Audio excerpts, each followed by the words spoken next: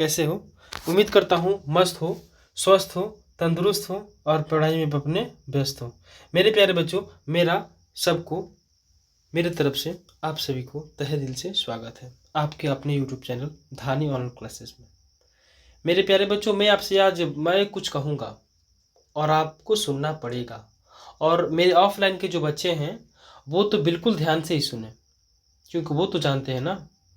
मेरे प्यारे बच्चों, मैंने इस वीडियो में आपको क्या देना चाहता हूँ और क्या दिया हूँ, इसके बारे में समझिए।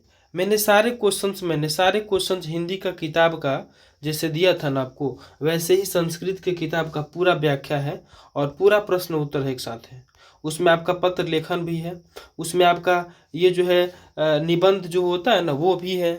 समझ लीजिए कि सब कुछ ठीक ठाक इसमें है।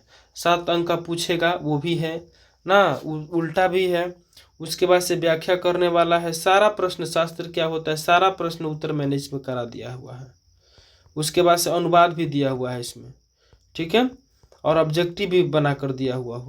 तो बाबू इस वीडियो को आप अंत तक जरूर देखें, अन्यथा अभी भी इस वीडियो को आप छोड़ करके जाइए। आधे अधूरे मोहन राकेश बनने से कोई फ़ायदा नहीं है, क्योंकि आधे अधूरे से कोई फ़ायदा होने वाला नहीं है। देखिए मैं दिखा रहा हूँ आपको, मैंने इसमें अनुवाद भी दिया हुआ है। देखिए ध्यान से, मैंने इसमें अनुवाद भी आपको दिया हुआ है। देखिए अभी आपको अनुवाद भी मिलेगा, मैंने आपको इसमें अनुवाद भी दिया हुआ है। अब आप हमको ये बताइए कि मैंने सारा चीज़ दिया और आप वीडियो ना देखें, ऑफलाइन हो या फिर ऑनलाइन हो, क्या फ़ायदा है? क्या फ़ायदा है पढ़ने से? और ज़्यादा से ज़्यादा हो सके तो मुझे कहना पड़ रहा है कि आप लोग जो है मेरे चैनल को शेयर करें ना, आप मेरे चैनल को सब्सक्राइब करें। आप अपने अड़ोसी पड़ोसी और मौसी, देखो वह विद्यालय से आता है, यह है ना जी। तो मैं कहना ये चाहता हूँ कि आप थोड़ा सा मेरा भी साथ दें, और हम आपका साथ तो पूरी ज़िंदगी भर नहीं छोड़ेंगे, ये मेरा वादा है। चलो प्यारे बच्चों, अभी मैं चलता हूँ अपने क्वेश्चंस की तरफ ना, क्वेश्चंस की दुनिया की तरफ जो ऑब्जेक्टिव में पूछा जाता है। तो मैंने पहला जो रखा है वो देखो, पहला मैंने क्या रखा है, उदाहरण स्त्री प्रत्यय। मैंने ये उदाहरण है, स्त्री प्रत्यय क्या होता है, कारक में टाप जब जोड़िएगा ना तो कारिका बन जाएगा। क्या बनेगा? कारिका। तो ऐसे आपको ऑप्शन में ऑब्जेक्टिव में पूछता है कि अगर हम टाप किसी जो है किसी क्या बोलते हैं उसको, किसी अगर वाक्य में जोड़ दिया जाए, या फिर कहो कि किसी, हाँ बच्चों स्त्री प्रत्यय है। चलो ठीक है, अगला देखो, मैंने हमको कहने का मतलब है कि लेखक जो है ना, ये स्त्री प्रत्यय है, लेखक में टाप जोड़िएगा तो क्या बनेगा। तो देखिएगा, जब भी आपको ऐसा मिले टाप वाला मिले तो आप सीधा जान जाइएगा कि हमको स्त्रीलिंग करना है उसका, यानी कि इधर पुल्लिंग दिया हुआ इसको स्त्रीलिंग करना है। मतलब लेखक है तो लेखिका हो जाएगा, विधायक है तो विधायिका हो जाएगा, योजक है तो योजिका हो जाएगा, वाचक है तो वाचिका हो जाएगा, गायक है तो गायिका हो जाएगा। तो मेरे प्यारे बच्चों, यहाँ से 1 से 2 प्रश्न रहेंगे आपके 100 ऑब्जेक्टिव में, जो आपको इस तरह से बनाने हैं। केवल टाप देखिएगा और स्त्रीलिंग मार दीजिएगा, आपका उत्तर आ जाएगा। ठीक है, चलिए अगला जो है, अगला वैसे ही, अब ये विलोम शब्द है। क्या शब्द है? विलोम शब्द है। यहाँ से भी 1 से 2 प्रश्न रहेंगे जो आपको बनाने हैं। सूर का होता है असुर, पूजनीय का होता है अपूजनीयम, भारतीय का होता है अभारतीय, मिलान करना है वाला, शोभनीय का होता है अशोभनीयम, प्रसन्न का अप्रसन्नम और प्रसिद्ध का अप्रसिद्धम। इस तरह से आप जो है क्या कर सकते हो, देख लो। शोभा का शुभा, शुभा शुभा लिखा है, शोभा होना चाहिए। शुभ का अशुभ होता है तो शुभा का अशुभा हो जाएगा। लब्धम का होता है अलब्धम और गौरव का होता है अगौरव। सम्य रूप, रम्य रूप को होता है अरम्य रूपम, मतलब अ लगा देने से उसका विपरीत बन जाता है। तो ध्यान में रखना है इस बात को आपको, ठीक है। अगला चलते हैं, अगला अगला अगला 6 पार्ट, संस्कार से बड़ी क्वेश्चंस पूछे जाएंगे। इसको हम बहुत बार रिपीट भी करेंगे। अब देखिए, मेरे 4 ऑप्शन नहीं है, मेरे पास डिजिटल बोर्ड नहीं है। हो सकता है कि मैं सबसे अच्छा ही पढ़ाऊँ, लेकिन मेरे पास डिजिटल बोर्ड नहीं है, तो आप हमको थोड़ा लाइक करिएगा। अगर लाइक करना चाहते हैं तो ऑफलाइन के बच्चे कमेंट करो बाबू, कमेंट करो, ताकि हमको उम्मीद रहता है ना कि मेरे ऑफलाइन के बच्चे कहाँ चले गए, कुछ पता आता चलता ही नहीं है। तो आप अगर देख रहे हो तो कमेंट करो, हाँ सर, ये सर, जो भी लिखना है लिखो कमेंट में। और पेपर की जो तैयारी अभी कर रहे हो और तुम पेपर दे के आ रहे हो तो कैसा तुम लोग का परफॉर्मेंस रह रहा है, ये बात हम तक ज़रूर पहुंचाओ, ताकि हम भी सोचे समझे और विचार करें कि हम जो कंटेंट दे रहे हैं वो कितना तक सफल रह रहा है, और हमने जितना भी पढ़ाया है ऑफलाइन या फिर ऑनलाइन में कितना सफल रहा है, मेरे विद्यार्थी कितने कर पा रहे हैं। मेरे प्यारे बच्चों, इस तरह से मुझे भी मोटिवेट होने का मौका मिलेगा और आप और हम लगेगा कि हम लोग जुड़े हुए हैं, एक साथ रह रहे हैं। चलिए आगे, संस्कार कितने होते हैं? षोडश संस्कार कति भ सन्ति, माने संस्कार कितने होते हैं? तो संस्कार जो है 16 होते हैं। जन्म, इसको पढ़िएगा तो क्या लिखा है कि जन्मतः पूर्व कति संस्कारा भवंती, माने जन्म से पहले कौ संस्कार होता है? तो जन्म त्रय माने 3 गो संस्कार होता है। शेषव कति संस्कार भवंती, शेषों में माने कौ संस्कार होता है? तो शेषों में षष्ठ संस्कार होता है, माने 6 गो होता है। उसके बाद से अक्षरारंभ में कीदृश से, माने अक्षरारंभ में क्या दिखाई देता है? तो साक्षर दिखाई देता है। गृहस्थ जीवनस्य एक संस्कार क, तो गृहस्थ जीवन में एक संस्कार कौन होता है? तो गृहस्थ जीवन में एक संस्कार जो है विवाह होता है। क्या होता है? विवाह होता है। अब अभ्यास लिखित में आइएगा, भारतीय संस्कृति परिचय केभ्य जायते, तो भारतीय जो संस्कृत होता है, संस्कृति है, वह किसका परिचय देता है? तो संस्काराभ्य माने संस्कार का परिचय देता है। शैक्षणिका, मन कहता है कि शिक्षा में कितना संस्कार होता है? तो 5 गो होता है। आगे चलो, सप्तपदी क्रिया कस्मिन संस्कारे विद्यते, माने सप्तपदी जो होता है ना वो किस में होता है? तो विवाह में होता है। ठीक है, विवाह में होता है। सीमंतो नयनम केसु संस्कारेषु, माने सीमंतो नयनम किस संस्कार में आता है? किस संस्कार के अंतर्गत आता है? तो जन्म पूर्वस्य, यानी कि जन्म से पहले। भारतीय दर्शन से महत्वपूर्ण उपादानम किम, माने भारतीय अंत्येष्टि होता है। चलिए, ये तो अब संस्कृत है, लेकिन हमको हिंदी ही पढ़ना है। अन्न प्रशासन जो है शैशव संस्कार में आता है। गुरु गृह शिष्य कान पालयन जो है शिक्षा नियमान में आता है। चलिए, ये सब तो नहीं पढ़ना है, ये ऑब्जेक्टिव की बातें हैं कि शैशव में कौन कौन से जो आते हैं ना वो सारा चीज़। चलिए, अब विवाह संस्कार में कौन कौन सा होता है इसको थोड़ा सा देख लीजिए, उधर रिपीट भी करेंगे। विवाह संस्कार में जो वागदान होता है, मंडप स्थापनम होता है, वर वधु गृहे वर पक्षस्य स्वागतम ना, परस्परम निरक्षणम, कन्यादानम, अग्नि स्थापनम, पाणिग्रहम, लज्जाहोम, सप्तपदी, सिंदूरदानम इत्यादि कार्याणि भवन्ति, माने सभ्या में इतना कार्य होता है। सिंदूरदान होता है, कन्यादान होता है, वर एक दूसरे को देखते हैं, दुल्हा दुल्हन एक दूसरे को देखते हैं, लज्जा होम होता है ना, लवा को मिलाया जाता है, वर पक्ष से स्वागतम, दुल्हा जाते हैं तो दुल्हन की बहन स्वागत करती है ना जी, वही है ब्याह संस्कार। पढ़ो अब, अंत्येष्टि संस्कार कदा संपाद्यते, माने अंत्येष्टि संस्कार क्या होता है? तो कब होता है? तो अंत्येष्टि संस्कार जो है मरने के बाद होता है। चलो, पुंसवनम संस्कार कदा क्रियते, तो पुंसवनम जो है जन्म से पहले होता है।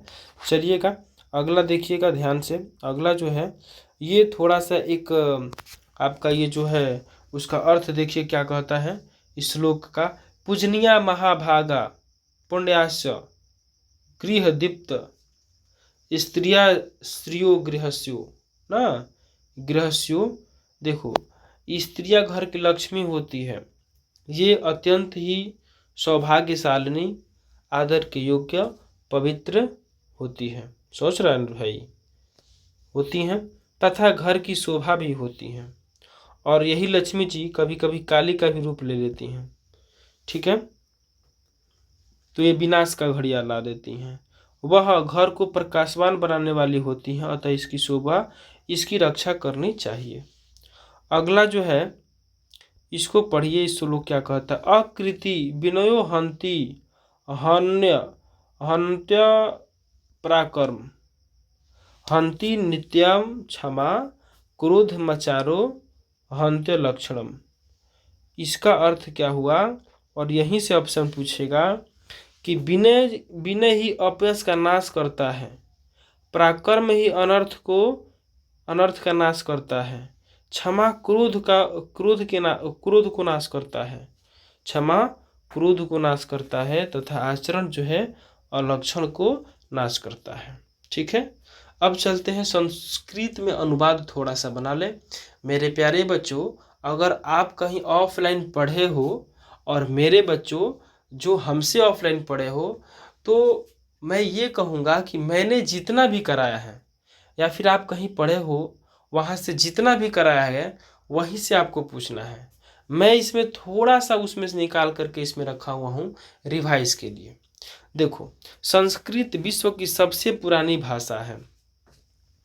संस्कृत विश्व की सबसे पुरानी भाषा है, तो संस्कृत विश्व की विश्वस्य अति माने अति प्राचीन माने सबसे पुरानी भाषा अस्ति। सिंपल सा है, संस्कृत विश्व से अति प्राचीन भाषा अस्ति।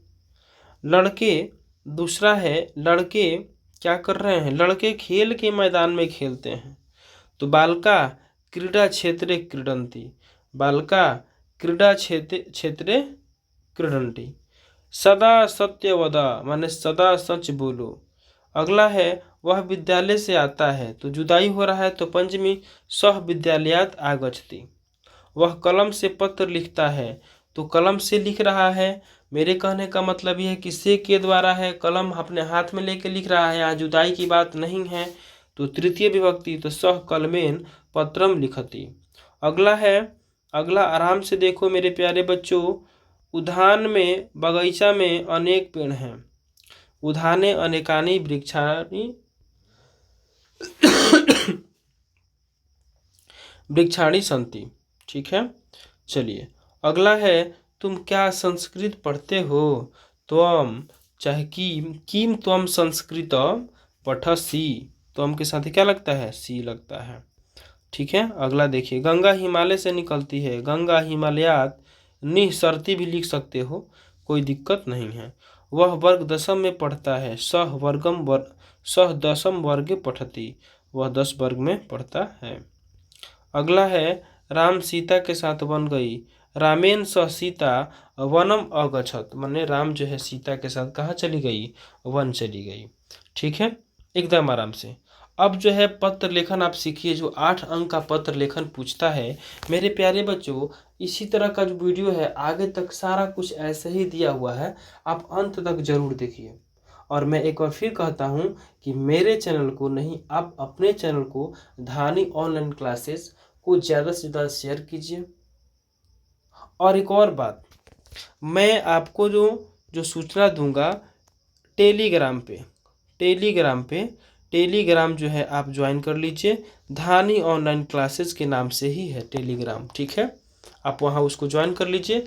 जो पीडीएफ होता है ना, पीडीएफ मैं आपको वहाँ डाल दूंगा, आप वहाँ ऑब्जेक्टिव का पीडीएफ निकाल करके पढ़ लीजिएगा। चिंता मत कीजिए, मैं 100 से 200 क्वेश्चन संस्कृत का दूंगा और फिर हिंदी का भी दूंगा। ठीक है, दोनों का काम हो जाएगा। चलिए, संस्कृत का पत्र का मामला क्या समझिए। अंक प्रमाण पत्र हेतु प्राचार्य को संस्कृत में आवेदन पत्र लिखें। मेरे कहने का मतलब ये है कि आपसे जब संस्कृत में पूछा जाएगा तो आप क्या करेंगे, कुछ नहीं करेंगे, जैसे आप हिंदी में लिखते हैं वही काम करना है। जो संस्कृत नहीं याद आए तो आप हिंदी ही लिख दीजिएगा, 2 विसर्ग बैठाना है बस। आगे देखो, यहाँ पर अंक प्रमाण पत्र जो भी है, 2 दिन की छुट्टी चाहिए, अंक प्रमाण पत्र चाहिए, या फिर आपको अगले क्लास में कुछ प्रॉब्लम है वो चाहिए, तो वो सब ठीक है, लेकिन ऐसे ही लिख सेवायाम, सेवा में प्रधानाचार्य महोदय माने प्रधानाध्यापक महोदय। उसके बाद से अपने स्कूल का नाम लिखना है, उच्च विद्यालय सारण सिवान बिहार, जहाँ भी आपका है वहाँ लिख दीजिएगा। उसके जस्ट नीचे जो लिखना है आपको, विषय लिखना है, मतलब किस विषय में बात हो रहा है। तो अंक प्रमाण पत्र हेतु, तो वहाँ पर लिखिएगा अंक प्रमाण पत्र हेतु। प्राप्त करने हेतु यहाँ लिखिएगा अंक प्रमाण पत्र प्राप्त करने हेतु। उसके बाद से 2 दिनों की छुट्टी हेतु ना, मुझे बुखार लगा है इस कारण मुझे 2 दिन की छुट्टी चाहिए, ये सब जो है विषय में लिखना है, आप क्या मांगना चाहते हैं वो लिखना है। उसके नीचे लिखिएगा महाशय। ठीक है, महाशय सविनय निवेदनम इदम अस्ति, महाशय सविनय निवेदन यह है कि यत् अहम अस्मिन् एवं वर्षे भवत विद्यालयात् वर्ग दशम कक्षाया परीक्षा श्रेयम उत्तीर्ण अस्मिन कह रहा है कि मैं जो है सविनय निवेदन यह है कि मैं आपका जो है क्या है, मैं आपका छात्र हूँ ना। आपके विद्यालय से मैं 10वां पास किया हूँ, बढ़िया अंक से अच्छे श्रेणी से पास किया हूँ और मैं फर्स्ट डिवीजन आया हूँ। लेकिन अहम विद्यालयस्य प्रत्येक अस्मिन् कार्यक्रमे प्रयासभागं गृहीतवान्। माने ये कहने का मतलब ये कह रहा है कि हम जो है ना बाबू, हम जो हैं आपके विद्यालय में जब हम पढ़ते थे ना तो प्रत्येक कार्यक्रम में भाग लेते थे ना, हम एक दिन भी अब्सेंट नहीं करते थे। विद्यालय मम आचरण विशुद्धम लोकप्रिय आसीत। माने आप जो है पता कीजिएगा तो मेरा जो आचरण है बहुत बढ़िया है, ठीक है, शुद्ध है कि विशुद्ध है, लोकप्रिय है, बहुत बढ़िया है, ठीक है। कृपया मम अंक प्रमाण पत्र शीघ्र प्रेषणीयम। मतलब क्या हुआ कि जल्दी जल्दी प्रेस कीजिए, प्रेस माने छापना, मतलब आप जो है जल्दी से जल्दी कृपया करके आप मेरे अंक प्रमाण पत्र देने की क्या करें, कृपा करें।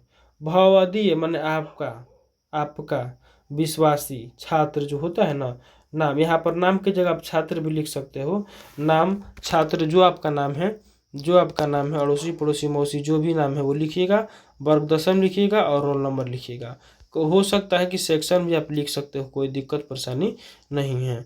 अगर वही कहता है कि एक प्रधानाचार्य के पास लिखिए 2 दिन की छुट्टी है तो यहाँ पर लिखते विषय में 2 दिन की छुट्टी है तो, और 2 दिन की छुट्टी जो है आप क्यों ले रहे हैं ये भी आपको लिखना होता है कि मुझे सर बुखार लग गया है तो मैं छुट्टी ले रहा हूँ, ठीक है, इतना ही लिखना है। अगला जो बात है परीक्षा की तैयारी की चर्चा, अब दोनों में से किसी एक को ही लिखना होता है, ठीक है। तो यही सबसे आसान है कि परीक्षा की तैयारी चर्चा करते हुए अपने बड़े भाई के पास एक पत्र लिखें। मेरे प्यारे बच्चों इस बात को ध्यान से सुनिए, बड़े भाई के पास लिखो या फिर माता जी के पास लिखो तो वहाँ लिखना है प्रिय माता जी। यहाँ पर आदरणीय अगर लिखा है ना तो वहाँ पर लिखना है प्रिय माता जी, पूजनीय माता जी, ये लिखना होता है, ठीक है। आदरणीय अनुज, मैं मेरे प्यारे भैया ना, सादर प्रणाम, मैं आपको गोड़ छू के गोड़ लगता हूँ, भोजपुरी में कहावत है, सादर प्रणाम माने पैर छू करके। आगे देखो अब कहता है विषय क्या है उस पर ध्यान दीजिए। विषय क्या है, परीक्षा की तैयारी की चर्चा करते हुए तो आप अपने बड़े भैया से परीक्षा के बारे ही बताएंगे, चाहे बात करेंगे। उसके बाद से अगर चैप्टर मतलब परीक्षा की तैयारी की जगह किसी दर्शनीय स्थल की बात करें तो आप उस दर्शनीय स्थल के बारे में ही लिखेंगे, ठीक है, ये बात होता है। चलिए, मम परीक्षाया तैयारी संपन्नम अस्ति, मेरा जो है परीक्षा की तैयारी एकदम संपन्न है, एकदम बढ़िया चल रही है ना, बढ़िया चल रही है। उसके बाद से है अत्याधिकम काल गणिते विषय, माने अधिक से अधिक जो समय होता है, जो काल होता है, जो समय है, मैं गणित को दे रहा हूँ, देता हूँ ना। परीक्षा समीपे अयम विषय संपूर्ण संपूर्ण भविष्यति, संपूर्ण भविष्यति माने परीक्षा के नज़दीक आते आते मैं सारा विषय को ही कंप्लीट कर लूँगा, ठीक है, मुझे आशा नहीं पूरा विश्वास है। भवतः अनुज मदन कुमार, मदन तो आपका छोटा बाबू, आपका छोटा बाबू, अग्रजा माने बड़ा भाई और अनुज माने छोटा भाई, लिख दीजिएगा, इतना ही काफ़ी होता है। मतलब आप संवाद लिखने में कोई मरौवत नहीं और कोई कटौती भी नहीं। संवाद का मतलब जैसे आप एक दूसरे मित्र बात करते हैं ना, उसी को ही इसमें लिख देना है, ठीक है। चलिए, अगला है परोपकार और प्रिय कवि। मेरे प्यारे बच्चों ऐसे ही वीडियो को देखने के लिए लगे रहो। चलो, प्रचार नहीं करना है, फिलहाल देखते हैं क्या करना है। मेरे प्यारे बच्चों प्रिय कवि हैं जो परोपकार, और परोपकार पर भी पूछेगा, प्रिय कवि पर भी पूछेगा, कोई भी पूछ सकता है, मैंने सेलेक्ट किया हुआ है किस पे पूछेगा किस पे ना पूछेगा। पहले मेरे प्रिय कवि पे देखिए, मम प्रिय कवि विद्यापति आसीत, मेरे प्रिय कवि कौन है तो विद्यापति हैं। तस्य मैथिली कवि कहते थे, और इन्हें क्या कहते हैं, मैथिली कवि के नाम से जानते हैं। सह प्रसिद्धम कवि अस्ति, यह क्या है, प्रसिद्ध, बहुत ही प्रसिद्ध कवि हैं। उसके बाद से जो लिखे हैं, तस्य पूरा नाम, उनका पूरा जो नाम है वो क्या है, विद्यापति ठाकुर है। तस्य महाकवि कोकिला अपि कथ्यते, और इनको इतना ही नहीं, इनको कोकिला के नाम से भी जाना जाता है। तस्य प्रमुख कृति संस्कृत पुरुष परीक्षा, और इनका कृति का नाम है कौन है बाबू, पुरुष परीक्षा है, लिखनावली है। ठीक है, इतना ही तो लिखना है। अगला क्या है, हिमालय पर लिखना है। हिमालय पर लिखना है 7 लाइन। ठीक है, हिमालय पर्वता नाम राज्ञ आसीत, कह रहा है कि हिमालय जो है पर्वतों का क्या है, राजा था, राजा है। आसित है तो था, आस्ती है तो है। अगला है, अगला क्या कहता है देखिएगा ध्यान से, कि हिमालय भारत से उत्तर दिशे विद्यमान अस्ति, माने हिमालय जो है भारत के उत्तर दिशा में विद्यमान है, चाहे स्थित है। हिमालय भारत से रक्षा करोति, माने हिमालय जो है भारत का रक्षा करता है। हिमालयात अनेका नद्य निःसरति, माने हिमालय से जो है अनेक नदी क्या करती है, बहती है। अस्य महिमाम, ये देखो क्या कह रहा है, अस्य महिमान, महिमा कवयो शास्त्रकारा, माने कवि शास्त्रकार ऋषि मुनि क्या करते हैं, गीत गाते हैं, चाहे गुणगान करते हैं। हिमालय अस्माकम देश शिरो मुकुट वर्तते, ये जो हिमालय है ना वो हमारे देश का क्या है, सिर मुकुट है ना, ये हमारे देश की क्या करता है, रक्षा करता है। आगे जो आपको बनाने होंगे तो आप 2 ही को याद कीजिए, उसमें एक अनुशासन डाल लीजिएगा ना, तो मतलब कोई एक डाल लीजिएगा, हिमालय, प्रिय कवि, कोरोना, होली, अनुशासन, सरस्वती पूजा, आतंकवाद, और हिंदी में निबंध में आएगा आतंकवाद और पर्यावरण में। ठीक है, तो आप 2 ही याद कीजिए, कोई दिक्कत कोई परेशानी वहाँ नहीं होगी परीक्षा में। अब आते हैं अपने किताब के क्वेश्चन पर, जो कि आपको 2 नंबर के पूछे जाएंगे, उसके अनुसार ही आपको लिखना है। चलिए, बाघ ने स्वयं को अहिंसक सिद्ध करने के लिए क्या तर्क दिया, बाघ ने क्या तर्क दिया। देखिए, बाघ ने स्वयं को क्या करने के लिए बाबू, बाघ ने स्वयं को अहिंसक सिद्ध करने के लिए कहा कि सुनो रे पथिक, मैं युवावस्था में ना बहुत ही दुराचारी था। ठीक है, अति दुराचारी था, मैंने अनेक गायों को, अनेक मनुष्यों को मारा है। ये सब पापों की वजह से, इन्हीं सब पापों की वजह से मेरी पत्नी, मेरे पुत्र सब मर गए ना। मैं वंशहीन हो गया हूँ, मेरे दांत भी नहीं हैं। आओ ये कंगन ले लो ना। मुझे एक धार्मिक व्यक्ति ने बताया है कि दान पुण्य करो।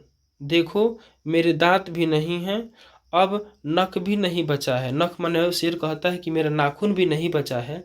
अब मैं जो है मैं कैसे विश्वास करने योग्य नहीं हूँ, अब तुम बताओ।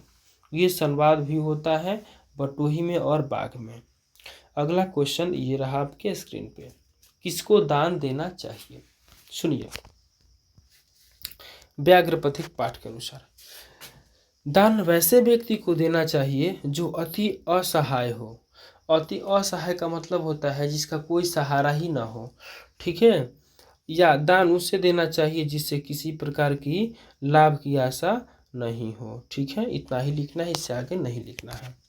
आगे चलिए, सोने के कंगन को देखकर पथिक ने क्या सोचा। जब सोने का कंगन देखा तो पथिक ने क्या सोचा, पथिक ने क्या सोचा, ध्यान से देखिए।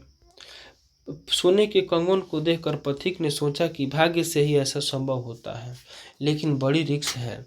सोने का कंगन लेना है और किसी के भाग्य में होता है उसी को मिलता है, लेकिन सामने था शेर, उससे भी बचना है, लेकिन इसमें जान की तो जान भी जा सकती है। फिर पथिक ने सोचा कि विष के संपर्क में अमृत भी मृत्यु का कारण बन जाता है, और फिर पूछा कहाँ है तुम्हारा कंगन।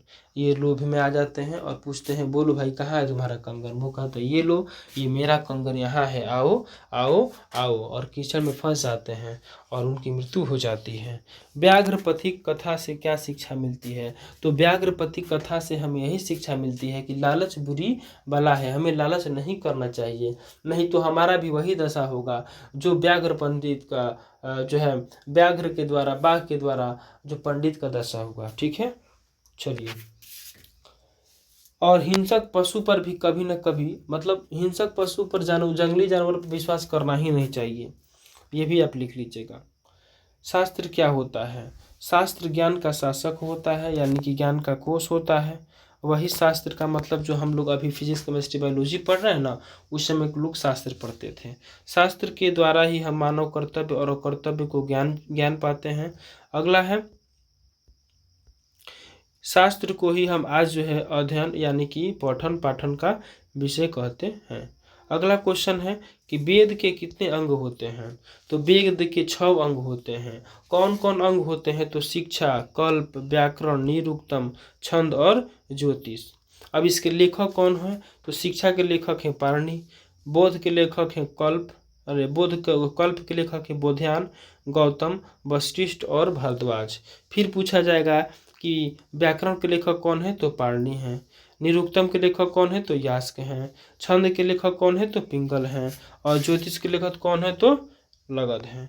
तो ये याद करने हैं, स्क्रीनशॉट ले लीजिए, यहाँ से क्वेश्चन ऑब्जेक्टिव में बनेंगे, तो आपको बनाना पड़ेगा। ठीक है, आगे चलते हैं। शिक्षा यहाँ लिखिएगा, यहाँ गलती लिखा गया है। शिक्षा क्या होगा? शिक्षा से उच्चारण का सही ज्ञान मिलता है। शिक्षा है ना जी, यहाँ पर देखिएगा क्या लिखे हैं, शिक्षा। तो शिक्षा से उच्चारण का सही ज्ञान मिलता है। उच्चारण के पाणिनि द्वारा लिखित ग्रंथ है, मतलब उच्चारण के लिए कौन प्रसिद्ध है? पाणिनि प्रसिद्ध है। कर्म कांड को क्या कहते हैं? देखिएगा, कर्म कांड ग्रंथ को कल्प कहते हैं, यह सूत्रात्मक होता है। अगला पॉइंट क्या लिखे हैं? व्याकरण के लिए पाणिनि विख्यात है। निरुक्तम वेद का अर्थ होता है बोध, क्या करता है? निरुक्तम वेद के अर्थ का बोध कराता है। छंद शास्त्र जो है पिंगल द्वारा रचित है। ये ऑब्जेक्टिव है। चलिए अब देखो अगला पॉइंट हमने क्या लिखा है। लगध ने वेदांग ज्योतिष ग्रंथ की रचना कर ज्योतिष शास्त्र की शुरुआत कर दिया। ठीक है, अब देखो दर्शन शास्त्र कितने प्रकार के होते हैं? तो दर्शन शास्त्र भी 6 प्रकार के होते हैं। कौन कौन से दर्शन होते हैं और उसके प्रवर्तक कौन है, ये ऑब्जेक्टिव में पूछने की संभावना है। सांख्य दर्शन के प्रवर्तक कौन है? कपिल मुनि है। योग दर्शन के प्रवर्तक कौन है? पतंजलि है। न्याय दर्शन के गौतम है। वैशेषिक दर्शन के कन्नाद है। मीमांसा के जैमिनी है। ठीक है, और वेदांत दर्शन के व्यास बादनारायण है ना, बादनारायण। देखो मेरे कहने का मतलब ये है कि वो क्वेश्चन पूछेगा कि दर्शन शास्त्र कितने होते हैं? 6 होते हैं। कौन कौन होते हैं? तो ये लिख लीजिए। और इनके लेखक कौन है, इनके प्रवर्तक कौन है, तो ये लिख लीजिएगा। चलिए अगला आते हैं मंदाग्नि वर्णन। माने मंदाग्नि का जो नदी है वहाँ का वर्णन है। जब राम सीता और लक्ष्मण जो है चित्रकूट पहुँचते हैं तो यह नदी मिलती है, और वहाँ की जो व्याख्या है ना वो सीता जी से राम जी करते हैं। देखिएगा, यह पाठ आदि कवि वाल्मीकि द्वारा रचित रामायण के अयोध्या कांड से लिया गया है। ये जो मंदाग्नि है वो कहाँ से लिया गया है? तो कवि जो है वाल्मीकि ने लिया था, और रामायण से लिया गया है अयोध्या कांड से 95 सर्ग से। क्वेश्चन ये भी पूछता है कि किस सर्ग से, तो लिखिएगा 95 सर्ग से लिया गया है। इस पाठ में मंदाग्नि का वर्णन है। किसका वर्णन है? मंदाग्नि का वर्णन है। जब राम सीता, इसको ना एकदम आराम से पढ़ते रहिए। देखिए, जब राम सीता तथा लक्ष्मण सहित चित्रकूट जाते हैं तो वह कल कल छल छल करती वहाँ की जो क्या है नदी की आवाज़ है, मंदाग्नि नदी की शोभा का वर्णन करते हुए कहते हैं, श्री राम जी क्या कहते हैं कि हे सीते, इस प्राकृतिक सौंदर्य को देखो, मंदाग्नि नदी की शोभा को देखो, कितना निर्मल मोहित, ऐसा हमको लग रहा है कि हमको ये खींच रहा है। वो अपनी ओर आकर्षित नहीं, हम उसकी ओर आकर्षित हो रहे हैं ना। महाकवि कालिदास ने भी रघुवंश महाकाव्य के 13वें सर्ग में किया। यही सीन जो है कालिदास भी अपने रघुवंशम में उन्होंने महाकाव्य के 13वें सर्ग में किया है, और वाल्मीकि ने अयोध्या कांड के 95 सर्ग में किया है। ठीक है, अगला क्वेश्चन है। अब स्वामी दयानंद पे आते हैं, और ये क्या मूर्ति पूजा में विश्वास नहीं रखते थे, चूहा की कहानी है, और शिव का उपासक है ये। ठीक है, अभी जो हर हर शंभु। ठीक है, चलिए स्वामी दयानंद सरस्वती का जन्म कब हुआ था? क्वेश्चन पूछेगा तो आप बनाइए कि स्वामी दयानंद सरस्वती का जन्म जो है गुजरात में हुआ था। किस गांव में हुआ था? तो टंकारा नामक गांव में हुआ था। कब हुआ था? तो 1824 में हुआ था। यहाँ से 3 ऑब्जेक्टिव आपको बनेंगे। अगला क्वेश्चन है इनका मूल नाम। यहाँ से एक ऑब्जेक्टिव कि इनका मूल नाम क्या था? तो इनका जो मूल नाम था वो मूल शंकर था, और इनके गुरु का नाम क्या था? तो बिरजानंद दास था। आगे चलते हैं। इन्होंने शिक्षा तथा विधवा विवाह का समर्थन किया। शिक्षा तथा विधवा विवाह, विधवा मतलब कोई विधवा है उसको शादी कर लेने में कोई दिक्कत कोई परेशानी नहीं है, इन्होंने कहा कि ठीक है। अगला, ये मूर्ति पूजा, छुआछूत और बाल विवाह का विरोध किया, और ये मूर्ति पूजा में विश्वास भी नहीं रखते थे। ठीक है। सत्यार्थ प्रकाश नामक ग्रंथ की राष्ट्रभाषा हिंदी में रचना किया, किसने किया? इन्होंने ही किया। किसने किया? नाम बताइए, नाम बताइए। तो स्वामी दयानंद सरस्वती। ठीक है, चलिए आगे चलते हैं। 1875 में मुंबई में आर्य समाज की स्थापना की। इन्होंने 1875 में मुंबई में क्या की? आर्य समाज की स्थापना की। अगला पॉइंट है, स्वामी दयानंद सरस्वती का जन्म, ये तो हो गया था ना जी, कैसे दोबारा हो गया है जी? अच्छा दोबारा हो गया, चलो ठीक है, कोई दिक्कत नहीं है। आगे चलते हैं। आलस कथा, बहुत बढ़िया कहानी है। आलस कथा आलसियों की कथा है, इसमें 4 आलस होते हैं ना, चारों का बात आपको याद होना चाहिए। चलिए, आलस कथा किसके द्वारा रची, इसके बारे में हम थोड़ा सा चर्चा करेंगे, आलस कथा के पाठ के बारे में। देखिएगा, आलस कथा जो है विद्यापति द्वारा रचित कथा ग्रंथ पुरुष परीक्षा से संकलित है। पूछेगा ना कि आप आलस कथा के बारे में बताइए, तो ये सारा चीज़ आपको लिखना होगा। विद्यापति लोकप्रिय मैथिली कवि थे। ठीक है। पुरुष परीक्षा कथा ग्रंथ में मानवीय गुणों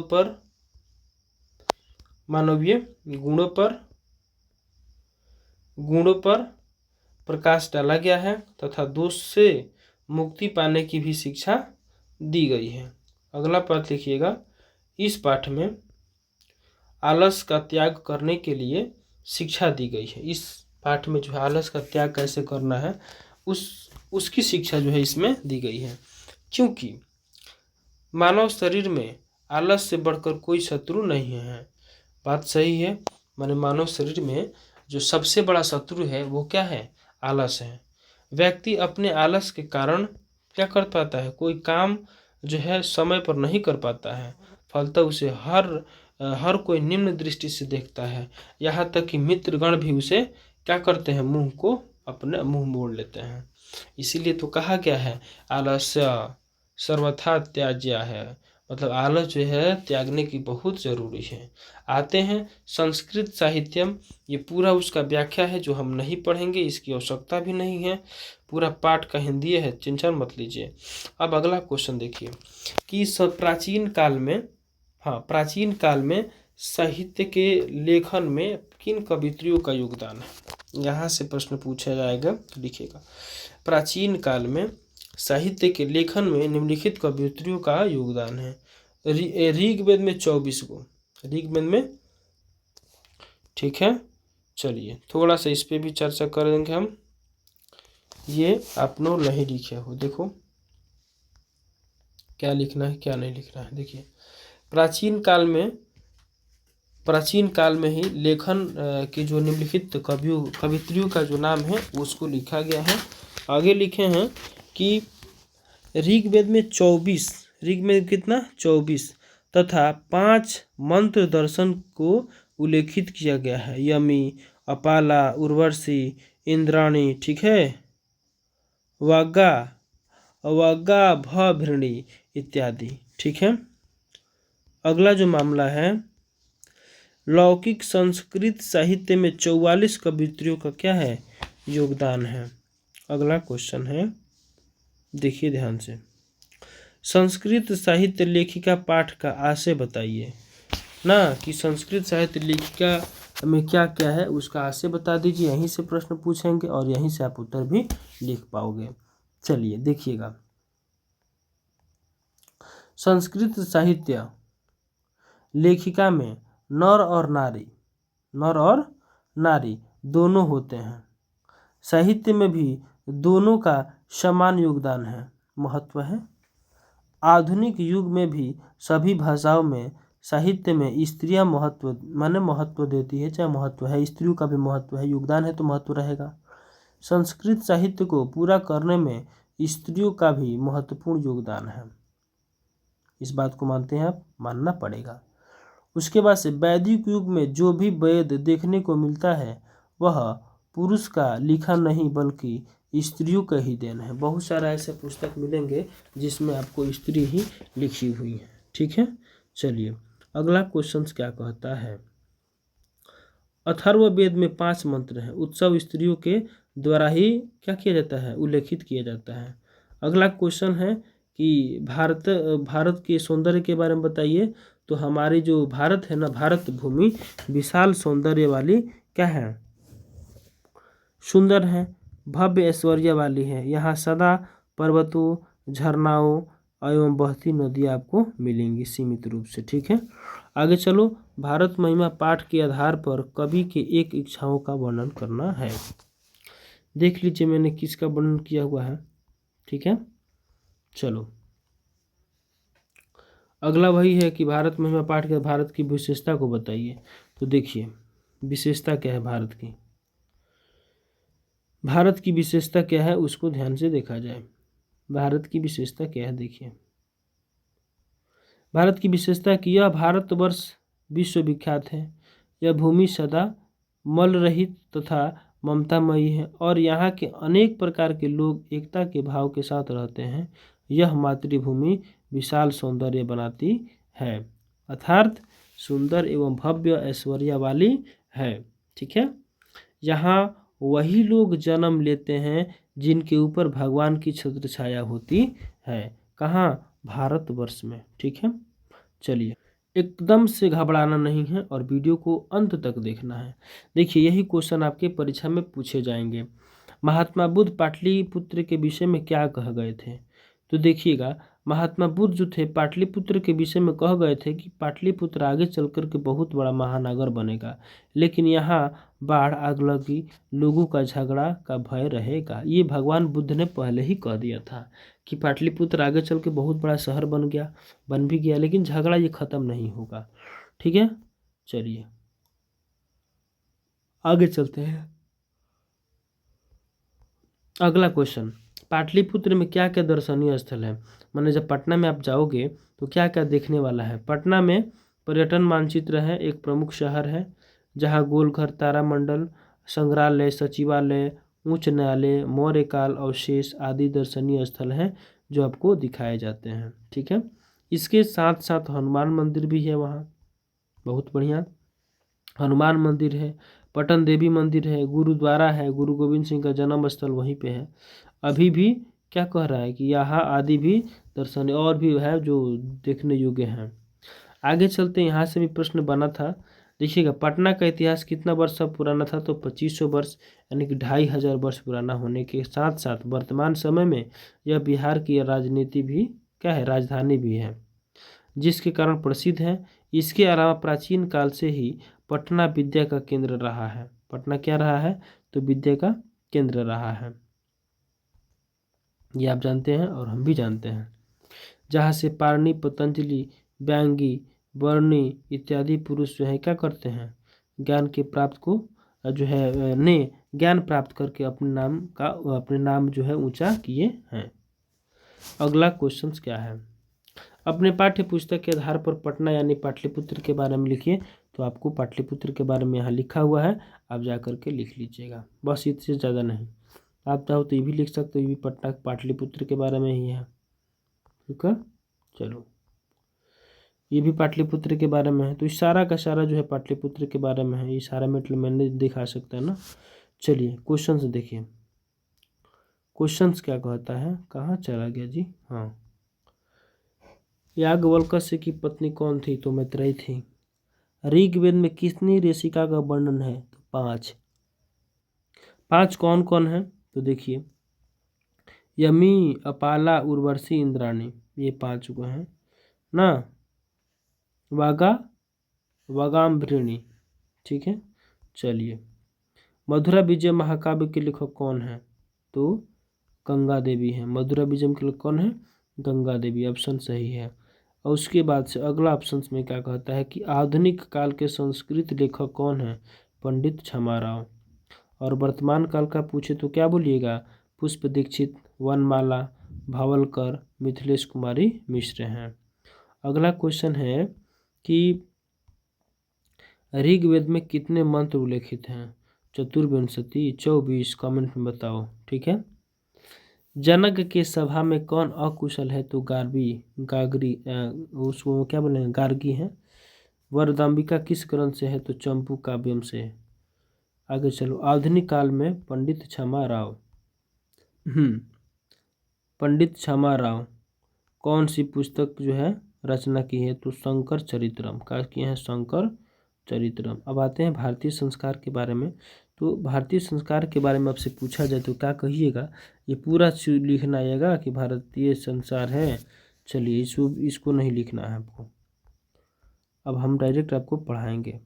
चलिए, एक क्वेश्चन है, संस्कार कितने होते हैं उसका नाम है। संस्कार जो है 16 होते हैं। इस प्रकार गर्भधानम, प्रसवनम, सीमंतोन्नयनम, जातकर्म, नामकरणम, निष्करणम, अप्रसानम, चूड़ाकर्म, कर्णभेदिश्च, आरंभ्य, उपनयनम, वेदारंभम, केशांत, समांतवर्जनोति, संस्कारा, विवाह, मरणोपरांते, अंत्येष्टि संस्कारा।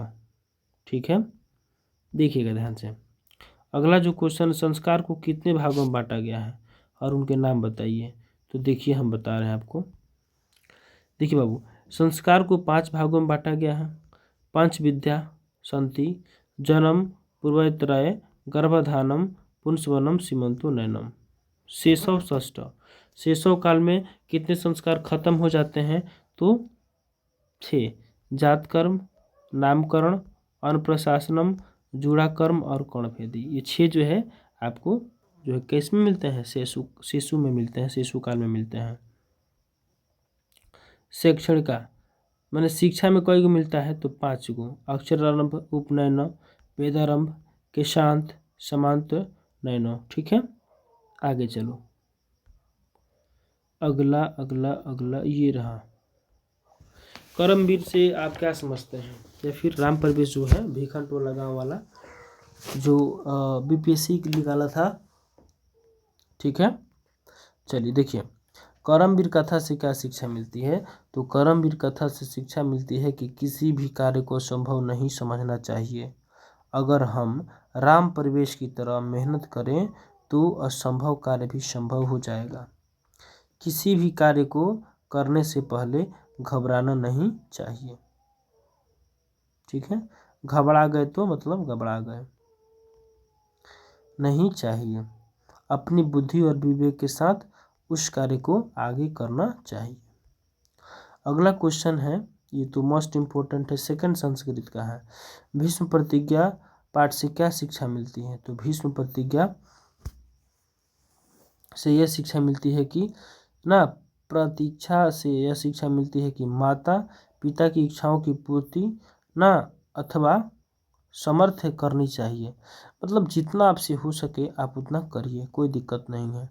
यहाँ राजा शांतनु की इच्छा हुई कि धीरवर कन्या सत्यवती से विवाह कर लिया जाए, परंतु राजकुमार देवव्रत के रहते यह संभव नहीं था। शांतनु शादी कर लेते, लेकिन देवव्रत थे, भीष्म पितामह का बचपन का नाम है, ये थे, ये नौजवान हो चुके थे, तो उसको छोड़कर अगर इनका शादी हो जाए तो गड़बड़ है। आगे देखिएगा, देवव्रत ने जैसे ही पिता की इच्छा जानी तो क्या हुआ? आजीवन ब्रह्मचर्य। मैं भीष्म गंगा की सौगंध, मैं सौगंध खाकर कहता हूँ कि ये वो जो कहना होगा उन्होंने कह दिया। ठीक है, आजीवन ब्रह्मचार्य व्रत की प्रतिज्ञा कर ना पिता की इच्छा पूर्ति की और एक पुत्र का कर्तव्य भी निभा दिया। आगे हैं जयदेव के बारे में। ये क्वेश्चन बड़ी पूछता है। जयदेव कवि का परिचय लिखिए, जयदेव के बारे में लिखिए। देखिएगा, जयदेव क्या था? जयदेव जो है गीत गोविंदम काव्य के रचयिता थे। उसके बाद से चोरों ने, लिखिएगा यहाँ पर चोरों ने उनके हाथ पैर काट दिए, पकड़ा गए थे, उनका धन भी छीन लिया, परंतु सम्मुख होने पर उन्होंने चारों को पुनः धन दे दिया। एकदम आराम से चारों को, जैसे आया ना तो चारों को धन का कर दिए, दे दिए। आगे देखिएगा, धन दे दिया। ये सोचते थे कि चोरी धन के अभाव के कारण करते हैं। लोग कैसे को चोरी करते हैं? धन के अभाव के कारण। ठीक है,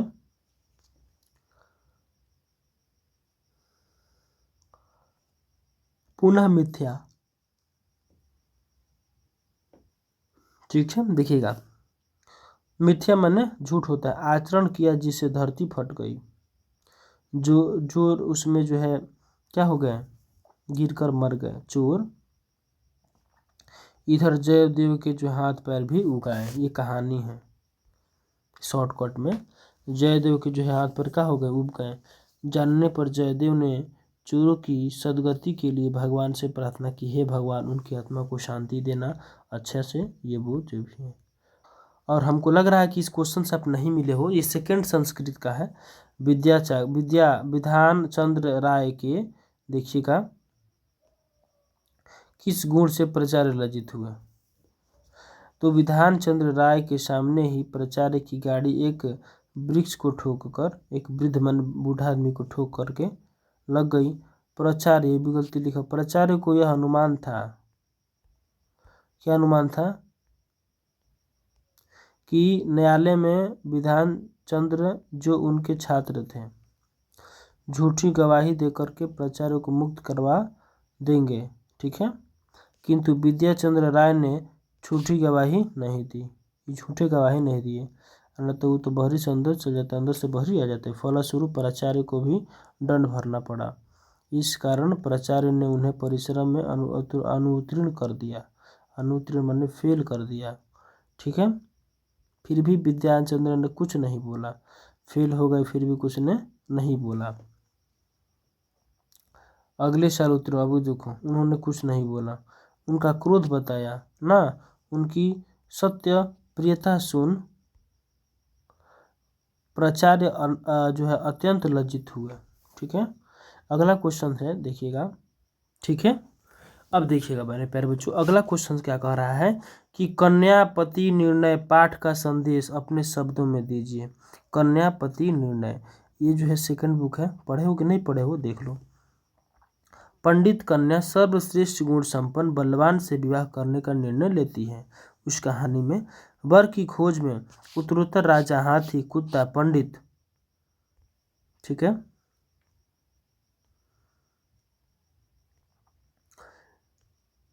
वर की खोज में उत्तरोत्तर राजा हाथी कुत्ता पंडित तक का पीछा करती है। इतना तेज होती है वो, इन सबों का पीछा करती है शादी करने के लिए। लड़ना गजब बेइज्जती है। अंत में एक पंडित तरुण ही उसे श्रेष्ठ लगा और उससे ही कन्या ने क्या कर लिया, शादी वादी कर लिया। इस घटना के क्रम में शिक्षा मिली, जो जिस माने इस घटना के क्रम में क्या शिक्षा मिली कि जो जिस कुल, जो बोलते हैं ना कुल, देखिएगा शील कुल का होता है वह उसी से ही क्या परिचित, उसका ही बंधन हो जाता है। ठीक है, अगला देखिए, अगला क्या कहता है कि ध्रुवोपाख्यानम कथा को संक्षेप में बताइए। तो देखो संक्षेप में क्या है, उतानपाद है ना जी। उतानपाद की बड़ी पत्नी के बहकावे से राजा ने ध्रुव को बहिष्कृत करना शुरू कर दिया। 5 वर्ष दुखी बालक ध्रुव तपस्या करने जंगल में चला गया। नारद के सलाह पर ओम नमो भगवते वासुदेवाय नमः, ओम, ऐसे पढ़िए, हमारे साथ पढ़िए, देखिए क्या बोला, ओम नमो भगवते वासुदेवाय नमः, ओम नमो भगवते वासुदेवाय नमः, ओम नमो भगवते वासुदेवाय नमः। मंत्र का जाप आरंभ कर दिया। प्रभु प्रसन्न होकर के वर मांगने को बोले तो ध्रुव ने क्या किया, पिता का गोद एवं परिवार की प्रसन्नता का वर मांग लिया कि मैं पिता का गोद में खेलना चाहता हूँ और मेरा परिवार जो है सुख में रहे। ठीक है, चलिए आज की कार्रवाई को यहीं समाप्त करेंगे, सारा चीज़ खत्म हो चुका है। मेरे प्यारे बच्चों, आप ऑफलाइन हो या फिर ऑनलाइन हो कमेंट में दो, ताकि हमको लगे कि हम अच्छा कर रहे हैं ना। आप जो है सो जाते हो तो हमको अच्छा नहीं लगता है, हमको बिल्कुल अच्छा नहीं लगता है। तो आप जो है क्या कीजिए, कमेंट बॉक्स कीजिए बाबू, थोड़ा सा हमको भी मन लगे। चलिए, और अगला जो वीडियो बनेगा संस्कृत का ऑब्जेक्टिव बनेगा। ठीक है, चलिए, धन्यवाद।